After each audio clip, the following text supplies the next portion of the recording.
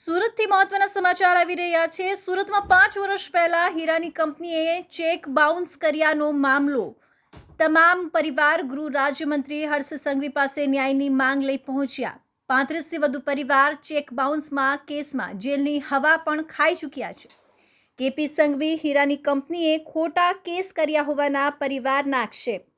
5 વર્ષ પહેલા નાના યુનિટોમાં ખોટ ગઈ હોવાથી કેપી સંઘવીને કરાયું હતું ચૂકવણું। સિક્યુરિટી પેઠે રાખવામાં આવેલા ચેક કેપી સંઘવીએ પરત ના આપ્યા। પંચો અને ડાયમંડ એસોસિએશનની હાજરીમાં નાના વેપારીઓએ કેપી સંઘવીને કર્યું હતું ચૂકવણું કરાયું, તેમ છતાં કેપી સંઘવી કંપનીએ સિક્યુરિટીના ચેક પરત આપ્યા ન હતા।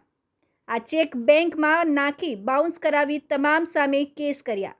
ન્યાય નહીં મળે ત્યાં સુધી પરિવાર લડત ચલાવશે। हाँ, मारू नाम अल्पेश है जी। आज शू घटना बनी? आज तो अमे अहींया हर्षभाई ने एक रजूआत करवा माटे आव्या छीए। एक अमारी साथे जे घटना बनी रहेली छे ने एना न्याय माटे कंईक रस्तो ए काढे शके तो। शू घटना बनी थी? घटना तो अमारे बहु जूनी हती।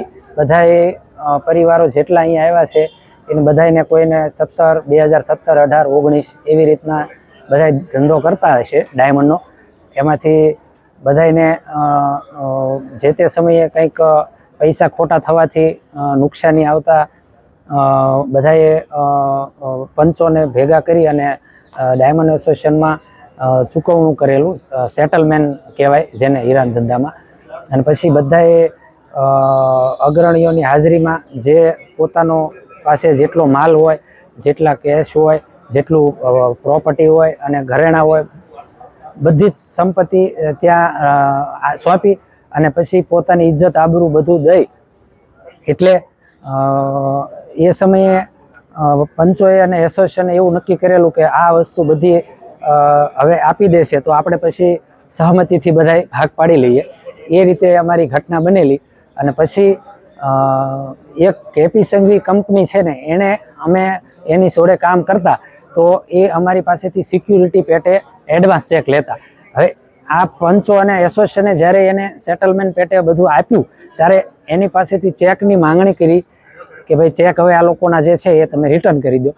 ત્યારે અમારા ચેકમાં એણે એવું કીધું કે અમારે થોડુંક એન્ટ્રીસ ઉલટાવવાની હોય અને કંઈક ચોપડે બતાવવાનું હોય એટલે અમે પછી આપી દઈશું એમ।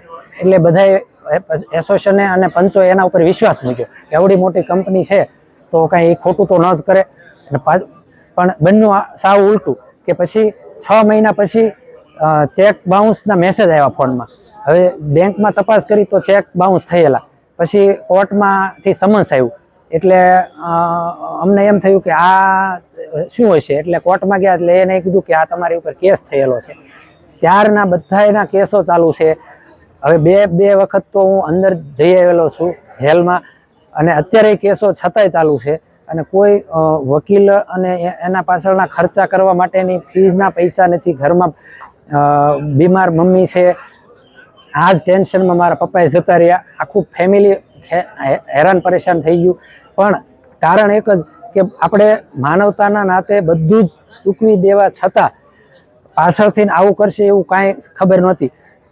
આ કાર્ય હર્ષભાઈ જણાવવા આવ્યા છે શું કહેવાના શું કીધું? હજી અમારે એને મળવાનું બાકી છે। એટલે અમારી સાથે બીજા સમાજના અગ્રણીઓ છે અને અમારે એને મળવાનું છે।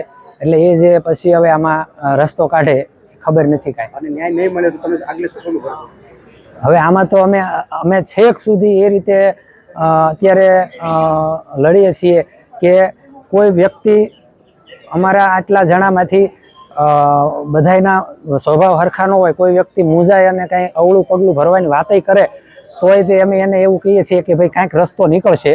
તો હવે બધા એટલા થાક્યા છે કે શું નિર્ણય લઈને એનું કાંઈ હજી અમને ખબર નથી। પણ એક આશા એવી હતી કે બધા એવું કહેતા હોય છે કે ભાઈ કાંઈ પણ પીડા હોય એવી કે જે તમે કોઈને કહી ના શકતા હો તો અમને મળવું, એવા બધા અગ્રણીઓ કહેતા હોય। એટલે અમે એ આશાએ આવ્યા છીએ કે ભાઈ હવે ખરેખર જીવન જીવવાનો અધિકાર છે કે નહીં માણસને શાંતિથી।